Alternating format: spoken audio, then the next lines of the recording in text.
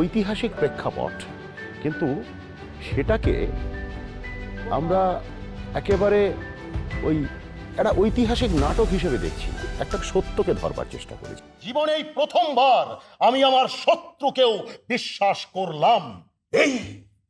এইটাই কি এইটা? এই হিন্দুস্তান থেকে আপনি যা পেলেন তার মধ্যে সবচেয়ে বড় পাওয়া এটাই। দুজন সম্রাট তারা কিভাবে শাসন চালানো উচিত সেই নিয়ে আলোচনা করছেন। সেখানে আমরা দেখতে পাচ্ছি যে তারা বুঝতে পারছেন যে আসলে এই বহু ধর্মের যে মিলন সেটাই ভারতবর্ষের মূল শক্তির জায়গা।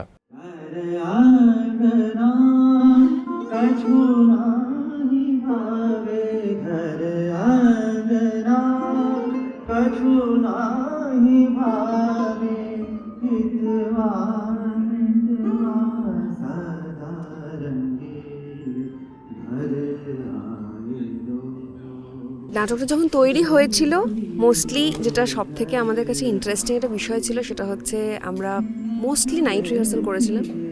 তো মাঝরাতে মিউজিক তৈরি করা, সেটাকে বিভিন্ন রকমভাবে মানে এক একটা জিনিস যেগুলো নতুন নতুন তৈরি হচ্ছে সেটাকে মনে রাখা, সেইগুলোকে মানে যেহেতু খুব স্পেসিফিক্যালি এটা মাঝরাতের কাজ, that was a bit interesting for আস।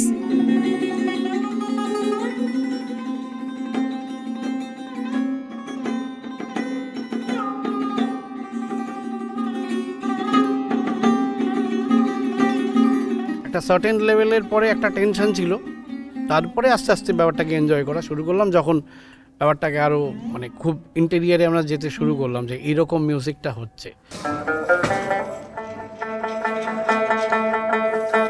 এই নাটকে যে সুফি গানগুলো আছে, যে গজল গানগুলো আছে, তার জন্য যে সেই গানগুলো শিখতে হচ্ছিল এবং সেগুলো দারুণ দারুণ দারুণ সব দর্শনের কথা বলে সেই গানগুলো।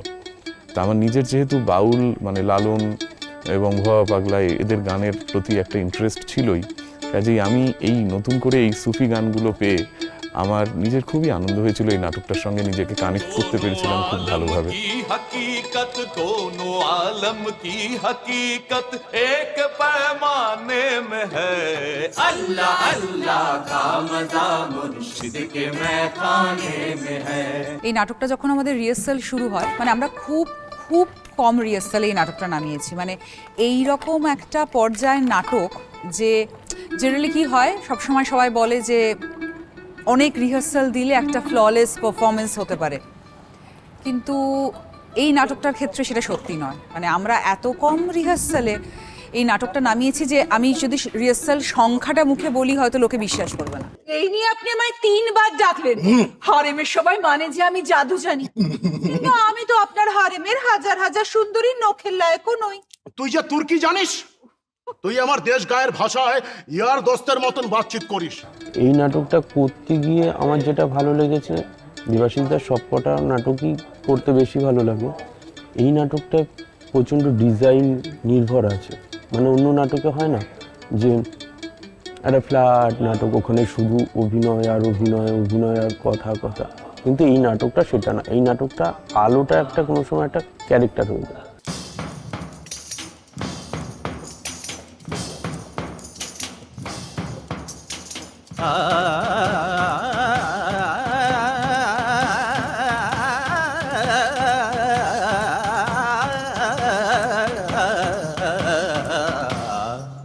আমরা আসলে বিশ্বাস করতেই জানি না। আমি কাউকেই বিশ্বাস করি না, আমারই সন্তানকে আমি বিশ্বাস করি না। নাদিম নিজের সন্তানের চোখ উপড়ে ফেলেছিল, আমি আমার সন্তানকেই বিশ্বাস করতে পারিনি। আমার জায়গায় তুমি থাকলে কি করতে মোহাম্মদ? আমাকে মাফ করে দিন আব্বা, আমাকে মাফ করে দিন আব্বা। খুবই খুবই আনন্দ করে আমরা এই নাটকটা করি, কেননা আমরা জানি যে এই নাটকটা আমরা যখনই ভালোভাবে করে উঠতে পারি তখন মানুষ খুবই অ্যাপ্রিসিয়েট করেন। সেই জায়গা থেকে আমরা একটা আলাদা আনন্দ পাই, একটা এনার্জি পাই। দেবাশিসদার কাজ করার পদ্ধতি খুবই অদ্ভুত। দেবাশিসদা মানুষকে একেবারে তার লিমিট ক্রস করার জন্য একটা ঠেলা দেন আর কি, এবং সেটা অভিনেতা হিসেবে বা একজন থিয়েটারের পারফর্মার হিসেবে সেটা খুবই কাজে লাগে প্রত্যেকের কাছে। আপনারই দেশের এক নিমকহারাম বেঈমান আমির খান আমাকে হিন্দুস্তানে ঢোকার জন্য ওই পিছনের রাস্তাটা দেখিয়ে দিয়েছে, ওই পিছনের রাস্তা।